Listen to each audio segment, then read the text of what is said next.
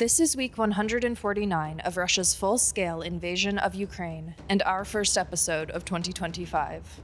I'm Anna Belokur, reporting to you from Kyiv, and I'll be taking you through the top stories of the week.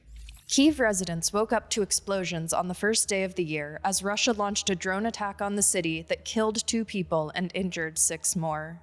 In total, Russia launched 111 drones on the morning of New Year's Day, 63 of which were shot down over 10 regions of Ukraine.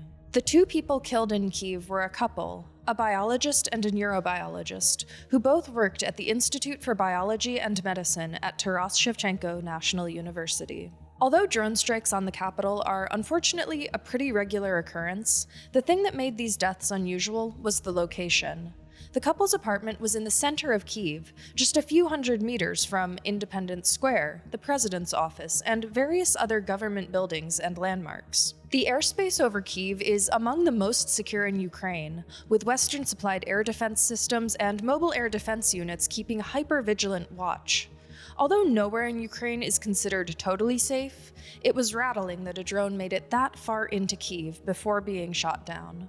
While launching mass attacks on Ukraine on both Christmas and New Year, Vladimir Putin sent personal holiday telegrams to the leaders of Serbia, Hungary, and Turkey, all of whom have retained relatively positive diplomatic relations with Russia throughout the full-scale invasion.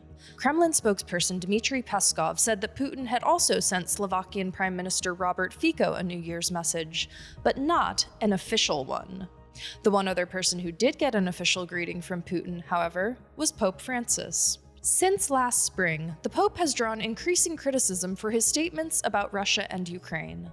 On December 15th, he referred to the 2 countries as brothers and urged Ukrainians to have the courage to negotiate for peace. Maybe he'd get his wish if only Russia could have the courage to stop launching ballistic missiles at Ukraine. The operator of Ukraine's gas transmission system announced on January 1st that there will be no further transport of Russian natural gas through Ukrainian territory, which has been ongoing throughout the full-scale invasion in order to fulfill the terms of a deal struck between the 2 countries in 2019. The agreement was set to expire at the end of 2024, and Ukraine made repeated warnings in the lead-up that it wouldn't extend it due to Russia's war. The last point of entry for Russian gas into Ukraine, the Ukrainian-held Russian border town of Sudzha, stopped working this week. President Volodymyr Zelensky called the end of the agreement and the subsequent halt of gas to be one of Moscow's biggest defeats. The decision generated controversy in both the lead-up and the aftermath. Although many European countries have reduced their consumption of Russian gas in response to the full-scale invasion, landlocked countries like Austria, Slovakia, Hungary, and Moldova remain reliant on it. Slovakia threatened to cut off electricity exports to Ukraine if the transit was halted, although Poland said that they would fill the deficit for Ukraine if Slovakia actually followed through with it, which they so far have not. A state of emergency was declared in Moldova in mid-December in anticipation of Russia cutting off gas to the country, upon which Moldova has been dependent up until this point, particularly in Russian-occupied Transnistria. To be clear, Ukraine's decision to stop allowing Russia to transit gas through its territory and Russia's decision to cut off gas supplies to Moldova are 2 separate issues. Russia could continue to supply Moldova with gas via alternative routes, but the Russian energy giant Gazprom has claimed that it is ceasing business with Moldova because of separate contractual issues with Moldova's main electricity company, not because of transit issues. Moldova has accused Russia of stoking a humanitarian crisis by cutting off power with the goal of more broadly destabilizing the region, particularly in Russian-occupied Transnistria. A major outage began in Transnistria on Thursday, and all industry was reported to be halted by Friday. As people in occupied territories of Ukraine can attest, this is far from the first time that Russia has occupied a place and then chosen to cut off the flow of resources to it. On Thursday, it was reported that Moldova will begin importing electricity from Romania and Ukraine to cover the deficit left by Russia.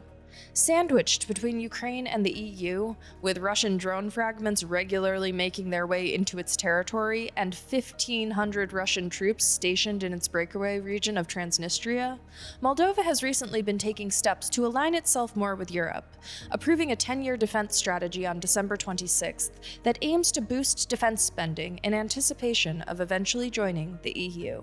In comments on January 1st, President Zelensky said that one of Europe's primary tasks should be supporting Moldova in moving away from Russian energy dependency, saying that the more gas from Europe's true partners is available on the market, the sooner the last negative consequences of European energy dependence on Russia will be overcome.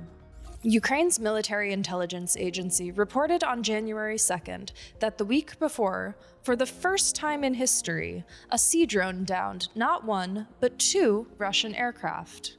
A Ukrainian-made Magura drone equipped with Sea Dragon missiles destroyed two Russian Mi-8 helicopters off of occupied Crimea. Sea drones have been instrumental in helping Ukraine strike Russia's Black Sea Fleet.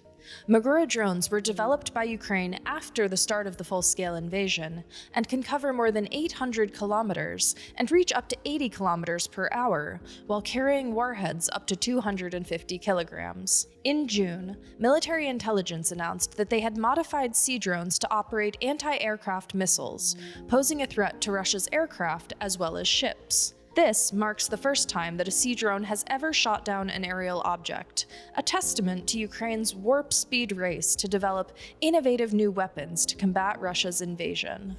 That's all for this week. We'll be back next Sunday with more news from Ukraine. If you enjoyed this video, please like and subscribe to this channel. Your support is what allows us to bring you independent, unbiased news about Russia's brutal invasion, which we are committed to doing no matter how much uncertainty the world faces. If you'd like to become a member of the Kyiv Independent community, please visit the link in the description below. I'll see you next week.